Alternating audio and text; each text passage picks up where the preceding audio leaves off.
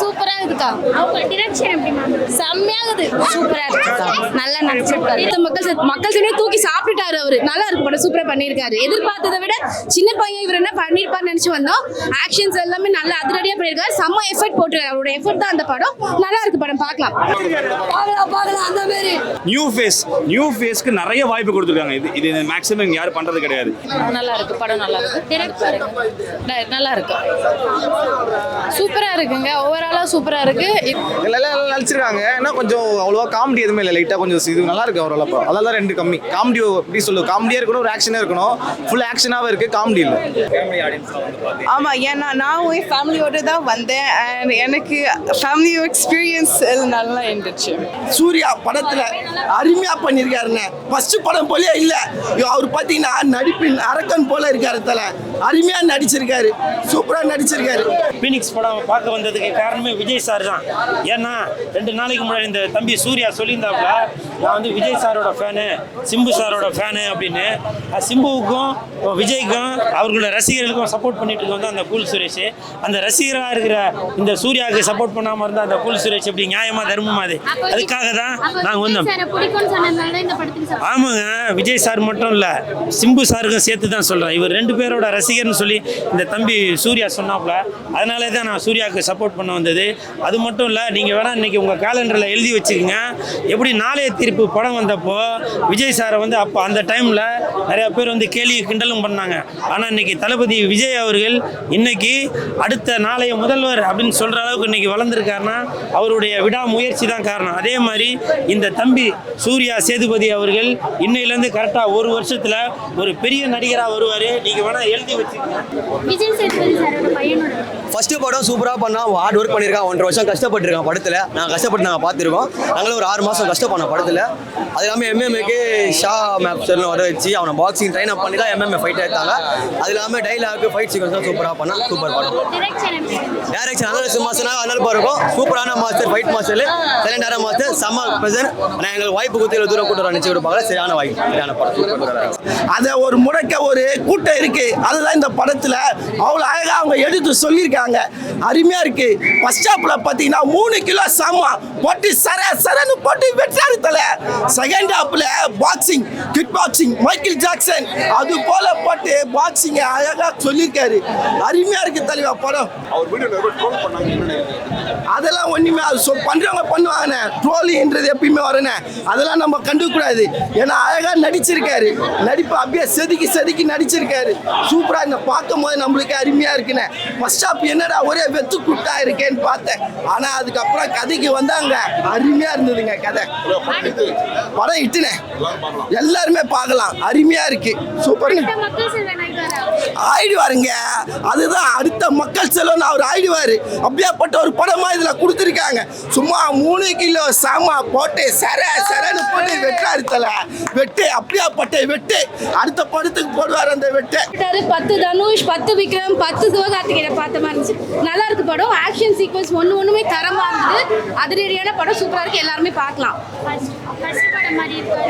இல்லைங்க, அவருக்கு 10-15 படம் நடிச்சுட்டு வந்த மாதிரி இருக்கு. இது ஒரு டெபியூட்னே சொல்ல முடியாது. சூப்பரா நடிச்சிருக்காரு. நல்லா இருக்கு. தரமா இருக்கு. புரியலங்க. சூப்பரா இருக்கு. நல்லா பண்ணிருக்காரு அழகரசு. அடுத்த மக்கள் சின்ன தூக்கி சாப்பிட்டுட்டாரு அவரு. நல்லா இருக்கு படம். சூப்பரா பண்ணிருக்காரு. எதிர்பார்த்ததை விட சின்ன பையன் இவர் என்ன பண்ணிருப்பாருன்னு நினைச்சு வந்தோம். ஆக்ஷன்ஸ் எல்லாமே நல்லா அதிரடியா பண்ணிருக்காரு. செம்ம எஃபர்ட் போட்டுருக்காரு. அவரோட எஃபர்ட் தான் அந்த படம். நல்லா இருக்கு படம். பார்க்கலாம். ஃபுல் அண்ட் ஃபுல் ஸ்டன்ஸ் நல்லா இருக்கு. வட சென்னை, மெட்ராஸ் இதெல்லாமே ஓவர்டேக் பண்ணிட்டாரு. ரெஃபரன்ஸ் பண்ண மாதிரி இல்லைங்க. வட சென்னை, மெட்ராஸ் இதெல்லாம் தாண்டி ஒரு ஆக்ஷன் மூவிஸ் அப்படி சொல்றேன் நான். ஆக்ஷன் மூவிஸ் மாதிரி இருக்கு. நல்லா இருக்கு. சூப்பரா பண்ணிருக்காங்க. புல்லிங்கோஸ் முழுக்க புல்லிங்கோஸ் டீனேஜ் பசங்க பார்க்குற மாதிரி இருக்கு. நல்லா பண்ணியிருக்காரு. டெபியூட் சொல்ல முடியாது. ரொம்ப 10 வருஷம் 15 வருஷம் சீனியர் ஆக்டர் மாதிரி பண்ணியிருக்காரு. நல்லா பண்ணியிருக்காரு படம். கேரக்டர் பண்ணியிருக்கான். வேற லெவலில் பண்ணியிருக்கான். ரொம்ப எமோஷனலாக இருக்கும். நீங்களாம் பார்த்துட்டு சொல்லுங்க. என் பையன் தான் எல்லாமே பார்க்கலாம். என் பையன் தான் வில்லனா பண்ணியிருக்கான். அவனோட அண்ணன் தான் ஆக்ஷன் ஹீரோவா இருக்காரா, ரொமான்டிக் ஹீரோவா இருக்காரா படத்துல? Action hero. ஆக்ஷன் கண்டிப்பா ஆக்ஷன் ஹீரோ. ஹேட்டர்ஸ்லாம் இருந்தது. இப்ப படம் பார்க்கும்போது அந்த ஹேட்டர்ஸ் எதுவுமே தெரியல. எல்லாத்தையும் ஓவர் கம் பண்ணிட்டாரு. ஆமா, வேற லெவல் இருக்கு. அவங்க ரம்யா கிருஷ்ணன் மேம்க்கு நெக்ஸ்ட் அவங்க தான் சம்பத் சார் எல்லாருமே சின்ன சின்ன ரோல் பயங்கரமா பண்ணிருக்காங்க. வேற லெவல் படம் எல்லாருமே பாருங்க. ஆக்ஷன் ஹீரோஸ் 2 பேர் இந்த படத்துல இருக்காங்க, தூள் கிளப்பி இருக்காங்க. கண்டிப்பா எல்லாரும் ஃபேமிலியோட பார்க்கலாம். படம் ரொம்ப நல்லா இருக்கு, ரொம்ப ரொம்ப நல்லா இருக்கு. எப்படி போகுதுன்னே தெரியல, அவ்வளோ ஸ்பீடாக போகுது படம். லைக் இப்போ கம்மிங் டேஸில் இந்த படம் வந்துட்டு ரொம்ப நல்ல ஒரு மெசேஜ் வந்துட்டு கன்வே பண்ணியிருக்கு. எப்படி சொல்கிறது, அது ஃபீனிக்ஸ் வீலான் அப்படிங்கிறதே வந்துட்டு லைக் அதில் ஒரு டயலாகே வந்துட்டு இருக்கும். சேம் அதான், அந்த ஃபீனிக்ஸ் பறவை எப்படி வந்துட்டு அடித்து என்னதான் வந்துட்டு அதை கொண்டாலும் அதை எப்படி வந்துட்டு அந்த சாம்பல்லேருந்து உருவாகி எந்திரிச்சு வருதோ அதே மாதிரி தான் சூர்யா. இன்னைக்கு எவ்வளோதான் வந்துட்டு அவனுக்கு அவனோட அந்த ஒரு பேர் கெட்டு போய் அப்படி இப்படின்னு ஒன்று நடந்ததுனாலும் பட் அது அவன் அப்படி மீன் பண்ணல. அந்த மாதிரியான ஒரு பர்சனாக அவன் வந்துட்டு கிடையாது. நீங்கள் பழகி பார்த்தா அவனுக்கு தெரியும். பட் அந்த மாதிரியான ஒரு சுச்சுவேஷனில் அவன் ஹேண்டில் பண்ணி திரும்ப அவன் வந்துட்டு இன்றைக்கி ஒரு ஃபீனிக்ஸாக வெளியில் வந்திருக்கான் அப்படிங்கிறத நான் வந்துட்டு சொல்லுவேன். அண்ட் என்னோட மச்சான் வந்துட்டு இவ்வளோ தூரம் பெர்ஃபார்ம் பண்ணதில் எனக்கு ரொம்ப பெருமையாக இருக்குது. அண்ட் நானும் வில்லனாக என்ட்ரி ஆயிருக்கேன். உங்களோட சப்போர்ட் எல்லாம் கிடைக்கும்னு நம்புகிறேன். Thank you so much. சூர்யா வந்து எப்படி சொல்லுது, ஒரு புது ஆக்டர் மாதிரி நடிக்கல. அவர் எப்படி சொல்லுது, அவங்க அப்பா ட்ரைனிங் போல நல்லா கொண்டு வந்திருக்காங்க படத்தில். இந்த படம் ஃபுல்லாகவே ஆக்ஷன் தான். எப்படி சொல்லுது, ரொமான்ஸ் சீன் அப்படிலாம் இல்லை, ஃபுல்லாகவே ஆக்ஷன் தான். பாக்ஸிங் பற்றி சொல்லியிருக்காங்க, நல்லா இருக்கு படத்து ஓவராலாக. அடுத்த மக்கள் செல்வனா இருக்காரு. அப்படிதான் இருக்காரு. எப்படி சொல்லுது, அவங்க அப்பா எப்படி மாஸ்டரில் வந்து ஃபைட்ஸ் எல்லாம் பண்ணாரோ அதே மாதிரி வந்து இது ஃபுல்லாகவே மாஸ்டர் மாரி தான் இருக்கு.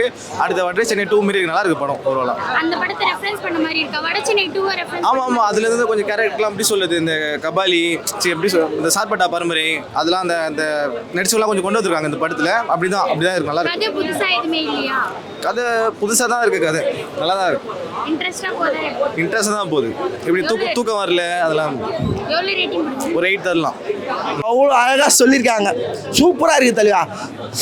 புலிக்கு பிறந்தது எப்பயுமே பூனையாகாது, புலியாக தான் இருக்கும்னு நிரூபிச்சுட்டா போல தலைவா, நிரூபிச்சாரு. ஏன்னா இது ஃபஸ்ட்டு படம் போலே இல்லை, என்ன தலைவா 100 படம் நடிச்சு வந்த போல இருக்குது தலைவா. நடிப்பு அப்படியாப்பட்ட ஒரு நடிப்பாக இருக்குது. கதைலாம் அப்படியே அருமையாக இருக்குது தலைவா. கதை சொல்கிறதுக்கு வார்த்தை எதுவும் இல்லை. ஏன்னா இப்போ இருக்கிற பசங்க இப்படி போயிடுறானுங்க.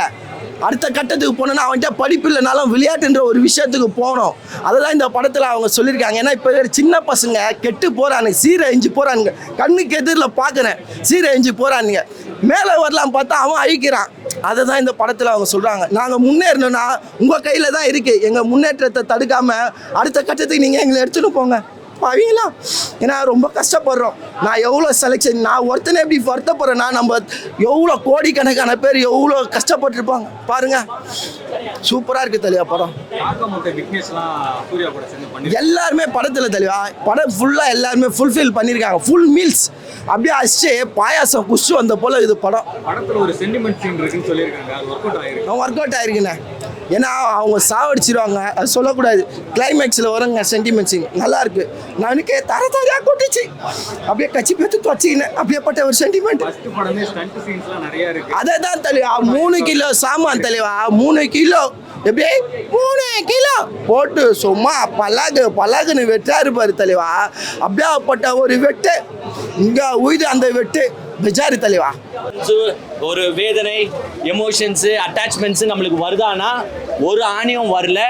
ஏன்னா நீங்கள் அந்த கஷ்டத்தை எங்களுக்கு காட்டியிருந்தாச்சு கொஞ்சமாச்சும் எங்களுக்கு வந்திருக்கணும். அந்த லாஜிக்கல் மிஸ்டேக்ஸ்லாம் நிறையா இருக்கிறனால படத்தில் ஒன்றுமே உட்காந்து. அண்ணல் அரசு சார் வந்து ஸ்டண்ட்லாம் நல்லா பண்ணியிருக்காரு. அதெல்லாம் வந்து ஃபைட்டிங்ஸ் ஓகே பண்ணியிருக்காரு.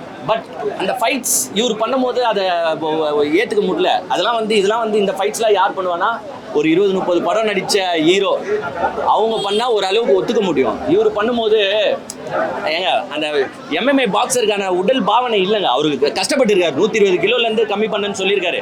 அதை நான் அப்ரிஷியேட் பண்ணுறேன். பட் அந்த ஃபைனல் அவுட்புட் வந்திருக்கானா படத்தில் இல்லை. பாசிட்டிவ் கொஞ்சம் ஃபர்ஸ்ட் ஹாஃப் கொஞ்சம் நல்லா போகுது. பாசிட்டிவ் அந்த சினிமாட்டோகிராஃபி, அந்த கேமரா ஆங்கிள்ஸு, ஸ்டண்ட்டு இது எல்லாமே நல்லா இருக்கு. பட் கதையே மொத்தமாக சொதப்பினால அங்கே மேலே உட்காந்துருந்தார். விஜய் சேதுபதி மேலே தான் இருந்தார். இப்போ போகும்போது பார்த்துருப்பீங்க, அவர் மூஞ்சிலே சிரிப்பு இல்லை, சந்தோஷம் இல்லை. ஏன்னா கீழே இருக்கிறவங்க கைத்தட்டல. ரோஹினி தேட்டரும் லைட்டு போட்டு அமிச்சு காட்டுறாங்க, ஏய் கத்துங்கடான்ட்டு. ஒரு சீனுக்கும் எவனுமே கத்த மாட்டான். வாட் டு டூ ஒண்ணுமே இல்லாதனால அவனுக்கு கத்த தோணும். ஹீரோயின் இருக்காங்கடா, அந்த இறந்துடுறாங்களே ட்ரெயின்ல, அவங்க ஹீரோயினா பார்க்க முடியாது. இன்னொரு பொண்ணு ஒருத்தங்க இருக்காங்க, அது வந்து நம்ம ஹீரோவோட தங்கச்சியா வராங்க. அந்த பொண்ணு நல்லா இருக்காங்க. குத்தம் சொல்ல அழகாக தான் இருக்காங்க. பட் அவங்களுக்கு அந்த பல்லு வந்து முன்னாடி வந்துடுறதுனால அவங்கள ஹீரோயினா போட முடியல அவங்க. இல்லைன்னா அவங்கள தான் ஹீரோயினா போட்டிருப்பாங்க. Music okay bro. கதை கதை நல்லா எடுத்துருக்கலாம். எனக்கு என்னன்னா 2 ஹவர் 2.25 ஹவர்ல முடிக்கிறீங்க. அதே என்னன்னா 3/4 ஹவர் கதையை தான் 2.25 ஹவருக்கு இழுத்துருக்காங்க. இதை 3/4 ஹவர்ல ஒரு வெப் சீரிஸா எடுத்துருக்கலாம். 2.25 ஹவர் இழுத்துருக்கீங்க. இன்னும் கொஞ்சம் எஃபர்ட் போட்டு அதை எடுத்த ஒரு ஃபைட் மாஸ்டர். MMA என்ன, பாக்ஸிங்னா என்ன எல்லாமே தெரிஞ்ச மனுஷன். அவரே அதோட உழைப்பு, எவ்வளோ பேர் கஷ்டப்படுறாங்க, எவ்வளோ கஷ்டப்பட்டு ஹார்ட் ஒர்க் பண்றாங்க, அந்த டிரான்ஸ்ஃபர்மேஷன்லாம் காட்டியிருந்தா ஒட்டி பார்த்துருக்க முடியும். அது இல்லாதனால கம்ப்ளீட்டா வாஷ் அவுட். இல்ல இந்த படம் நடிக்கிறதுக்கு முன்னாடி பாத்தீங்கன்னா கிட்டத்தட்ட ஒரு 2-3 வருஷமாச்சு வந்து நடிப்பு பயிற்சி எடுத்துருக்கணும். அவங்க அப்பாலாம் சாதாரணமா வரலங்க. எத்தனை சைடு ஹீரோ நின்று புதுப்பேட்டையில அட்மாஸ்பியரா நின்றுருக்காரு. சும்மா கிடையாது. ஒரு எவ்வளவு கஷ்டப்பட்டு நடிகரா வரதுலாம் அவங்க அப்பா பார்த்து கத்துக்கணும். வந்தவனே ஹீரோ வந்தது வந்து வயசுல ஏத்துக்க முடியல. அதெல்லாம் வந்து ஆமாங்க, அதுதான் உண்மைங்க. ஏன்னா விஜய் சேதுபதி ஒத்துக்க கூடாது. இதுல நீ கத்துக்கோ, உண்மையை நீ கத்துக்கோ. ஏன்னா அவருக்கு தெரியும் இவ்வளவு கஷ்டப்பட்டு வந்தேன்னு சொல்லிட்டு. இவர் அசால்ட்டா வராருங்க. எப்படி உச்ச நடிகர் எப்படி வந்துடும் அந்த மாதிரி வந்துட்டாப்புல. அதுதான் நான் சொல்றேன். வேற ஒன்றும் சொல்றதுக்குலாம் இல்லை. ட்ரோலா இப்பயே படத்துக்கு முன்னாடி ட்ரோல் பண்ணாங்க.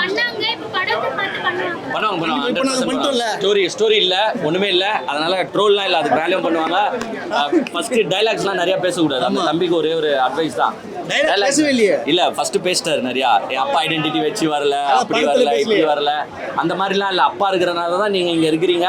இன்னைக்கு நாங்கெல்லாம் இவ்வளவு பேர் ரோஹிணி தேட்டர்ல வந்து உட்காந்து பாக்குறான்னா யாருக்காக பாக்குறான்? சூர்யாக்காக பார்க்கல, விஜய் சேதுபதிக்காக தான் வந்து பார்த்துருக்குறோம். அதனால இருக்குன்னா இருக்குதான். பையன் இருக்கிறதுனால தான். சரி, அவங்க அப்பா ஏன் இன்னைக்கு வந்தாரு? ஃபர்ஸ்ட் ஷோ வந்தாரு, வந்து உட்கார்ந்து இருக்காரு. ஏன் வராரு?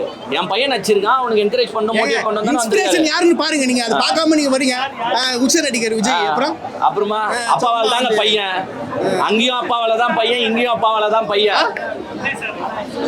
ஆமா, சந்திரசேகர் இல்லன்னா அவங்க அப்பா இல்லன்னா விஜய் இல்லங்க. கஷ்டப்பட்டு புரியல எனக்கு. 3 படமும் ஃபிளாப் தெரியல.